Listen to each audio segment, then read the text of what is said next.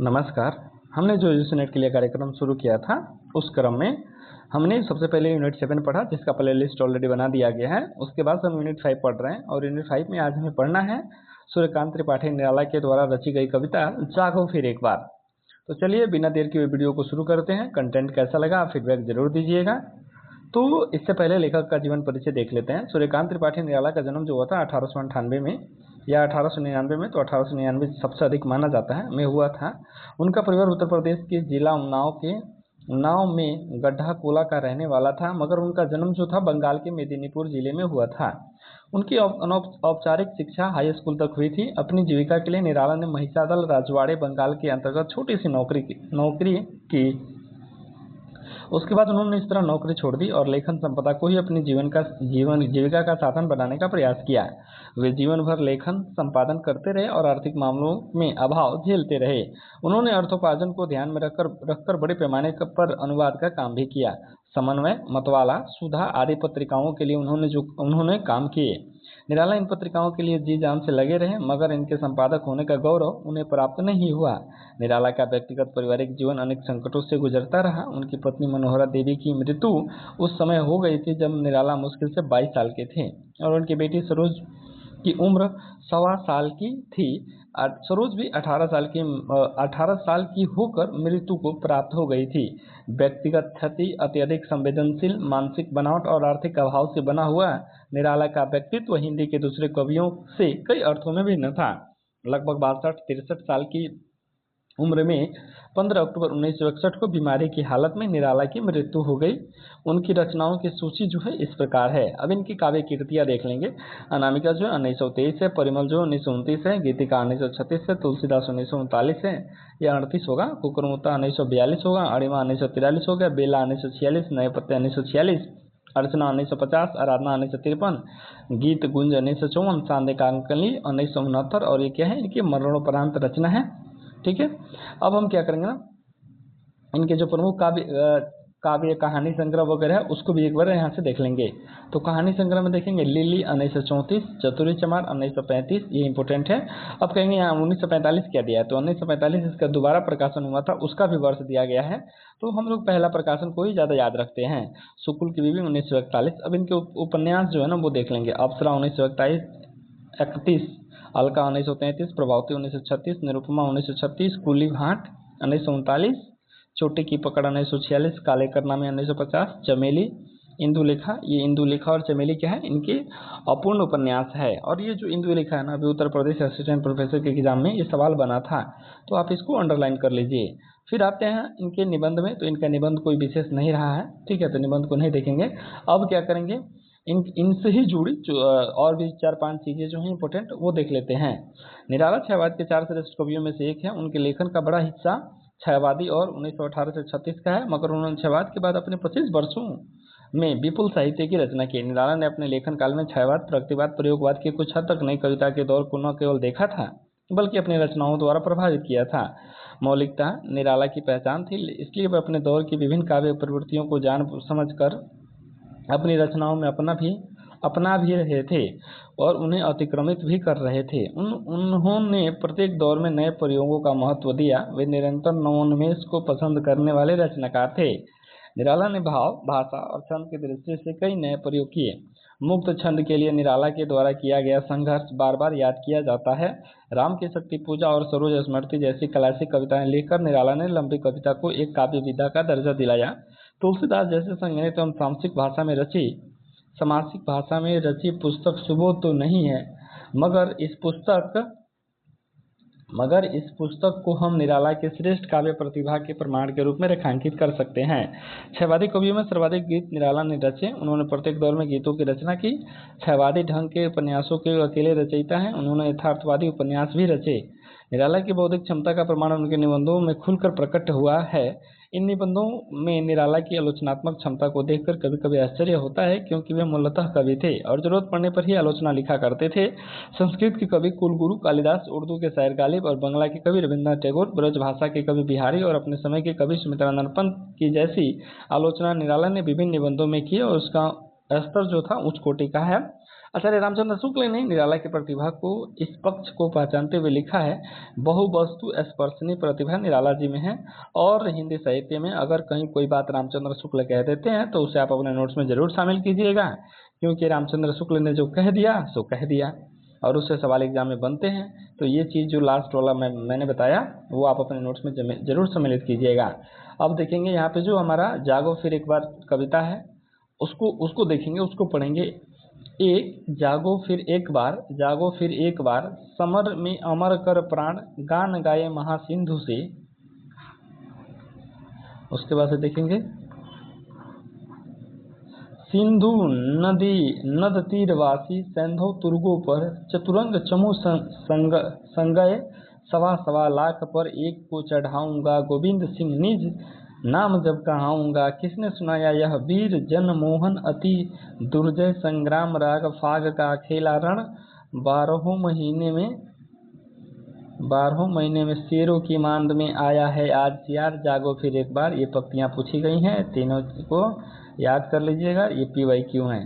सत श्री अकाल भाला अनल धक धक कर जला भस्म हो गया था काल तीनों गुण कृताप त्रय अभय हो गए थे तुम मृत्युंजय व्योमोस के समान अमृत संतान तीव्र भेद कर सप्तावरण मरण लोक शोकहारी पहुँचे थे वहाँ जहाँ आसान है सहस्रार।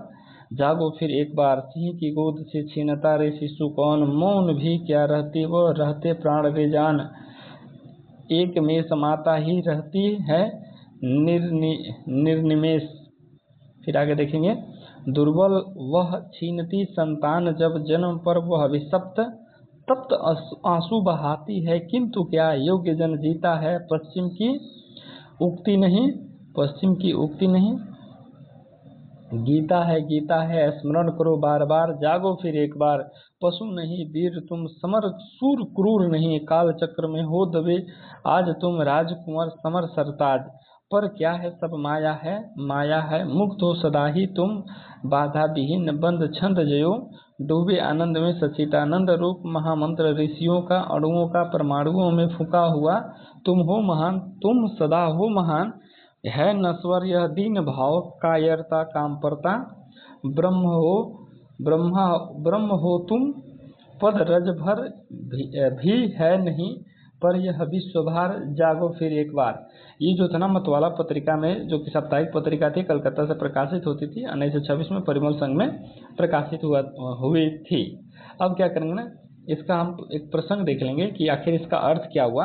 तो जागो फिर एक बार शीर्षक से निराला ने 2 कविताएं लिखी थी। निराला रचनावली के अनुसार दोनों कविताएं मतवाला में 1926 में छपी थी। पहली कविता 16 जनवरी को और दूसरी कविता 27 मार्च को। प्रस्तुत कविता दूसरी कविता है। जागो फिर एक बार मूलतः पुनर्जागरण और पुनरुत्थान के भाव से समेटे हुए स्वतंत्रता आंदोलन के दौर में यह भाव हिंदी की अनेक कविताओं में व्यक्त हुआ है कि हम पहले महान थे किंतु आज पराधीन है। यदि हम प्रयास करें तो पराधीनता को समाप्त कर सकते हैं, फिर एक बार से अपने महान होने का प्रमाण दे सकते हैं। निराला ने सिखों की वीरता, धार्मिक मान्यताओं में मृत्यु को जीत लेने की अवधारणा, सिंह की तरह भारतीयों की वीरता और आध्यात्मिक स्तर पर मुक्ति की परिकल्पना आदि को आधार बनाकर पुनर्जागरण और पुनरुत्थान के भाव को इस कविता में व्यक्त किया है। क्षयवादी कवियाँ मुक्ति की कामना करती रहीं, मुक्ति के प्रयास में वह इतिहास, धर्म, अध्यात्म, संस्कृति, काव्य आदि से शब्दावली लेती रहीं। इन बातों को इतिहास के तथ्यों के रूप में आख्यायित करना उचित नहीं है। जैसे इस कविता में सिखों के संघर्ष की चर्चा है, उसमें गुरु गोविंद सिंह का भी नाम आया है। हम सब जानते हैं कि सिखों की लड़ाइयाँ मुगलों से हुई थी, मगर निराला इस बात को सिख मुस्लिम की लड़ाई के रूप में चित्रित नहीं कर रहे हैं, बल्कि मुक्ति की लड़ाई के रूप में याद कर रहे हैं। वे कहना चाहते हैं कि हमें पराधीन बनाने वाली ताकत है, कितनी भी बड़ी क्यों न हो, उसे मुकाबला करना चाहिए। अब इसकी व्याख्या देख लेंगे। यह पंक्ति 4 चरणों में पूरी हुई है। कविता की शुरुआत होती है पंजाब वासियों की वीरता को याद करते हुए। निराला लिखते हैं कि सिंधु नदी के तट पर रहने वाले पंजाब के लोगों ने युद्ध में लड़ते हुए अपने प्राणों को अमर कर दिया था। उन्होंने युद्ध में महासागर की तरह गर्जना की थी। सिंधु क्षेत्र के उम्दा घोड़ों और चतुरंगड़ी सेना के साथ पूरी तैयारी से पंजाब वासियों ने लड़ाई लड़ी थी। सिखों के 10वें गुरु गोविंद सिंह ने खालसा पंथ की योद्धाओं में उत्साह भरते हुए कहा था कि एक खालसा 1.25 लाख दुश्मन के बराबर है। मैं अपने एक ही लड़ाका को इस योग्य बनाने के बाद ही अपने को गुरु कहे जाने के लायक मानूंगा। निराला कहते हैं कि वीरता से भरी हुई यह गर्जना एक भारतवासी ने ही की थी। इस गर्जना में दुर्जय संग्राम राग भरा हुआ था। मानो यह गर्जना एक युद्ध गीत की तरह थी जिसमें हारने का भाव नहीं था। भाव ही नहीं। इन भारतवासियों ने युद्ध में खून का होली का खेल खेला था। वो युद्ध को भी घृणा भाव से अंजाम दे रहे थे। होली तो साल भर में एक बार खेलते हैं, किंतु इन लोगों की वीरता ने होली 12 महीने खेली थी। वे निरंतर बहादुरी से तत्पर रहे। भारत के ये लोग शेर की मानिंद थे। इन शेरों की मांद में आज चुनौती देने हेतु कुछ सियार आ गए हैं अर्थात वीर भारतवासियों को चुनौती देते हुए अंग्रेज आ धमके हैं। निराला भारत के लोगों की वीरता की पुरानी कहानी सुनाकर प्रेरित करते हुए कहते हैं कि तुम एक बार फिर वीरता के उस भाव के साथ जग जाओ। यदि तुम जग गए तो पराधीनता दूर होते ही देर नहीं लगेगी। अगला देखेंगे। उसको कविता के दूसरे चरण में निराला जो है ना, सिख धर्म और शैव धर्म और योग से शब्दावली लेते हुए पुनः जागरण का संदेश देते हैं। सिखों ने ईश्वर का नाम स्मरण का एक नारा दिया था, सत श्री अकाल। इस आध्यात्मिक नारे ने उन्हें उत्साह भर दिया। संघर्ष की प्रेरणा से भी भर उठे। उनके तेजस्वी ललाट ऐसे चमके जैसे आग चमकती हैं। उस आग में मानव मृत्यु का भय जलकर समाप्त हो गया था। तीनों गुण और तीनों ताप की सीमा भी समाप्त हो गई थी। तुम वैसे ही भयमुक्त हो गए थे मानो तुम स्वयं भगवान शंकर हो गए हो। शंकर का मृत्यु भोज भी कहा जाता है, मृत्यु को जीत लेने वाला। उनकी विराटता को प्रकट करने के उद्देश्य से उन्हें व्योमेश भी कहा जाता है, जिसकी केश राशि आकाश की तरफ फैली हो। निराला कहना चाहते हैं कि हे भारतवासियों, तुम मृत्यु भय को जीतने वाले पूर्वजों और प्रेरक प्रतीकों को याद करो। तुम अमर वीरों की अमृत संतान हो। इस बात को बार बार याद रखने और याद दिलाते रहने की जरूरत है। तुम उस योग परंपरा को भी याद करो जिसमें योगी कुंडलिनी जागरण की साधना करता है। वो अपने शरीर में स्थित 7 चक्रों मूलाधार, स्वाधिष्ठान, मणिपुर, अनाहत, विशुद्ध, आज्ञा और सहस्रार को पार करने की साधना करता है। उसकी कुंडली एक एक करके 7 चक्रों को पार करती है और उस जगह पहुंच जाती है जहां 1000 पखुड़ियों वाला सहस्रार कमल जैसा आसन है। इस लक्ष्य को प्राप्ति करके योगी सिद्ध हो जाता है। वह शोक को हर लेने की क्षमता प्राप्त कर लेता है। निराला इन तमाम बातों को याद दिलाते हुए कहना चाहते हैं कि हे भारतवासियों, तुम्हारी पृष्ठभूमि अमरता की है। तुम्हारे पूर्वज यश काया में विश्वास करने वाले रहे हैं। उन सबको याद करते हुए तुम एक बार फिर से उत्साह से भर उठो। उसके बाद फिर देखेंगे सिंह की गोद से छीनता रही शिशु कौन। अब इस पंक्तियों को और देखेंगे। कविता के तीसरे चरण में निराला आत्मरक्षा के लिए सजगता को जरूरी मानते हुए शेरनी और मेष माता के उदाहरण देते हैं। वे कहते हैं कि शेरनी की गोद से उसके बच्चे को कोई छीनने नहीं जाता। यदि किसी ने कोशिश की तो वो प्रतिरोध करती है और जब तक उसमें जान बाकी है। निराला बहुत प्यार से उन लोगों को अज्ञानी कहते हैं जो संघर्ष से भागना चाहते हैं। ये अपने लोग ही हैं, इन्हें प्रेरित करने की जरूरत है। निराला अब मादा भेड़ का उदाहरण देते हैं। कहते हैं कि मेष माता टुकुर टुकुर देखती रह जाती है जब उसके संतान को उसे छीन लिया जाता है। वह बेचारी अपनी दुर्बलताओं को स्वीकार कर चुकी होती है। संतान के लिए छीन लिए जाने का वह दुख मनाती है और अपने जीवन की ऐसी घटना के लिए अभिशप्त मान लेती है। मगर ऐसा मान लेने से क्या जीवन बदल जाएगा? नहीं। सच्चाई तो यही है कि संसार में वही रह पाता है जिसमें योग्यता होती है। और यह बात भारतीय परंपरा हमेशा से सिखाई गई है। गीता में श्री कृष्ण ने अर्जुन को इसी आशय का उपदेश दिया था कि अपने कर्तव्य का पालन करो और अपने अधिकारों के लिए चाहे जिसके खिलाफ संघर्ष करना पड़े करो। यह अवधारणा पश्चिम के देशों में बाद में भले ही वैज्ञानिक रूप में धारण करके आई। इसे सर्वाइवल ऑफ द फिटेस्ट कहा गया है। यह बात अंग्रेजी कहावत बन गई है कि डार्विन ने विकासवाद के एक पक्ष में रखा था, वही बचेगा जिसमें बचे रहने की क्षमता होगी। निराला इसी सर्वाइवल ऑफ फिटेस्ट को वाक्य के लिए करते हैं और योग्य जन जीता है। इन सब बातों को याद दिलाते हुए कहते हैं कि पराधीनता इन विषम परिस्थितियों में तुम एक बार फिर से जग जाओ। पशु नहीं वीर तुम, समर सूर क्रूर नहीं। कविता के अंतिम चरण में निराला अध्यात्म और काव्य से शब्दावली लेकर मुक्त होने की प्रेरणा दे रहे हैं। शेरनी का उदाहरण देने के बाद निराला इस बात की भी याद कर दिलाते हैं कि हे भारतवासियों, तुम वीर रहे। पशुबल से बचते हुए तुमने युद्ध में वीरता दिखाई है। तुम क्रूरता से बचते रहे। आज की दुह अवस्था के बारे में यही कहा जा सकता है कि तुम समय के चक्र में फंस गए हो, जिसे दुर्भाग्य कह सकते हो। अन्यथा तुम तो राजकुमार की तरह वीर और अधिकार संपन्न रहे हो। युद्ध में वैसे ही प्रमुख रहे हो।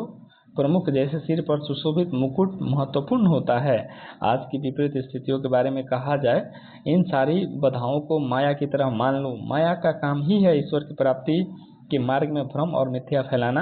सच तो यही है कि तुम सदा सदा से मुक्त आत्मा की तरह बंधन विहीन रहे हो। निराला मुक्ति के प्रश्न को कविता से जोड़ते हुए कहते हैं कि काव्य पद्धति और छंद मुक्त से होकर के कविता विकसित हो सकती है। पुनः आध्यात्मिक पक्ष की तरफ मुड़ते हुए कहते हैं कि मुक्त स्वभाव का मनुष्य सतचित और आनंद से में डूबकर ईश्वर तुल्य हो जाता है। तुम्हारे पूर्वजों ने मुक्ति की साधना करके ईश्वरत्व को प्राप्त करने के लिए प्रयास हमेशा किया था। याद करो उन महामंत्रों को जिन्होंने ऋषियों ने यहाँ के अणुओं परमाणुओं में प्रसारित किया था कि तुम महान हो, तुम सदा सदा से महान हो। अपने दुर्बलताओं, मानसिक स्थितियों को नश्वर मानकर चलो। तत्कालिक भय और मोहग्रस्तता को भी नश्वर मानकर अपने रास्ते पे चलते रहो। याद रखो कि तुम ब्रह्म का अंश हो। उस उद्घोष को याद रखो कि अहम ब्रह्मास्मि। गौर करोगे तो पाओगे कि पूरे विश्व का भार उतना भी नहीं है जितना वजन पैर में लगी धूल का होता है। पूरे विश्व की जिम्मेदारी उठाने की क्षमता तुम्हारे भीतर है। बस तुम्हें इतना ही करना है कि तुम जागरण के भाव से भर उठो। उसके बाद से इसके जो कुछ कठिन शब्द हैं उसको यहाँ देख लेंगे, क्योंकि ये भी तो जरूरी है ना। तो कठिन शब्द यहाँ से देख लेंगे।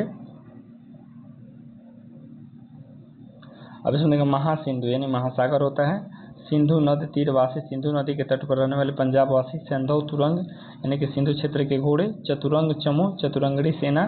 उसके बाद से वीर जनमोहन, वीरों को अच्छा लगने वाला, वीरों को भाने वाला। दुर्जय, जिसे जितना कठिन हो। संग्राम राग, युद्ध का राग। उसके बाद से काल मतलब मृत्यु का। समय, मृत्यु का तीन गुण होते हैं, सत, रज और तम।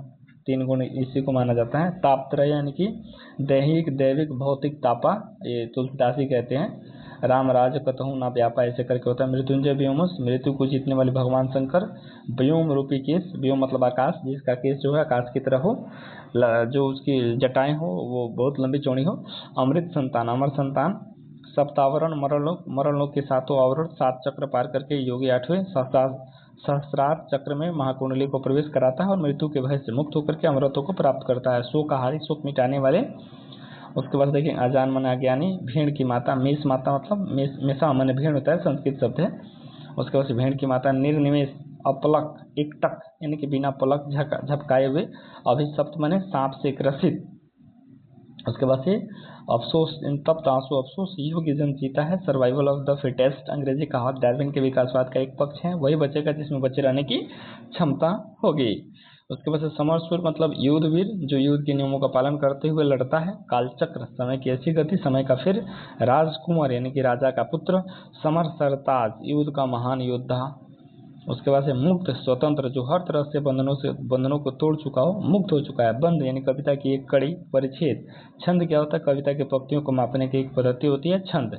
सच्चिदानंद रूप यानी कि सत जोड़ चित्त जोड़ आनंद, भगवान विष्णु को कहा जाता है। ईश्वर जो सच्चित्र और आनंद से पूर्ण है। दीन भाव यानी हीनता का भाव। कामपरकता, आसक्ति। उसके बाद से पदरज यानी पग धूलि के वजन के बराबर। फिर देखेंगे इसमें काव्य सौष्ठव देख लेंगे और विशेष देख लेंगे। विशेष देखने के बाद से क्या है कि जागो फिर एक बार मूलतः पुनर्जागरण और पुनरुत्थान के भाव को समेटे हुए है। इस कविता में स्वाधीनता आंदोलन के मुक्ति की लड़ाई के रूप में देखा गया है। मुक्ति के प्रयास में कविता इतिहास, धर्म, अध्यात्म, संस्कृति, काव्य आदि शब्दावली को लेकर अपनी बात कह रही है। भारतीय परंपरा को संघर्ष की परंपरा के रूप में देखने का प्रयास किया गया है। परिमल की भूमिका में निराला ने अपनी कोटि की कविताओं का छंद योजना के बारे में लिखा है कि मुक्त छंद तो वह है जो छंद की भूमि में रहकर के भी मुक्त है। इस कविता के तीसरे खंड में जितनी कविताएं हैं सब इसी प्रकार की हैं। उनमें नियम कोई नहीं, केवल प्रवाह कवित छंद का सजान पड़ता है। अब फिर इसका सारांश देख लेंगे। जागो फिर एक बार जो है शीर्षक कविता स्वतंत्रता आंदोलन से ऊर्जा से प्रेरित होकर लिखी गई एक छयवादी कविता है। इसकी काव्य भाषा और व्याकरण में राजनीतिक भाषा का प्रयोग तो नहीं हुआ है, मगर इसकी भाव योजना के भीतर स्वतंत्रता आंदोलन की सक्रियता बनी हुई है। छयवादी कवियों ने अंग्रेजी का नाम लिए बगैर विदेशी सत्ता के खिलाफ प्रतिरोध की कविताएं अपने ढंग से लिखी थीं। अब ये रहा अपनी जो कविता है जागो फिर एक बार, जो कि सूर्यकांत त्रिपाठी निराला के द्वारा लिखी गई है। ये अपनी यूनिट 5 में भी है। अब हम इनकी अगली रचना जो कि अपने सिलेबस में भी है, बांधो ना नाव इस ठाव बंधु को पढ़ेंगे, तो उसके लिए हम अलग से वीडियो बनाएंगे।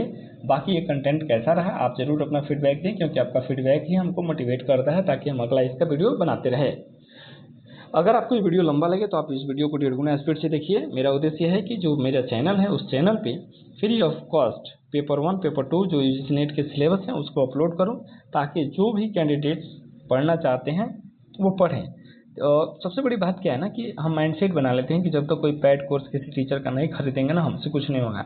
ऐसा कुछ नहीं है। आज का समय जो है ना यूट्यूब पे आपको फ्री ऑफ कंटेंट बहुत सारा पड़ा हुआ है।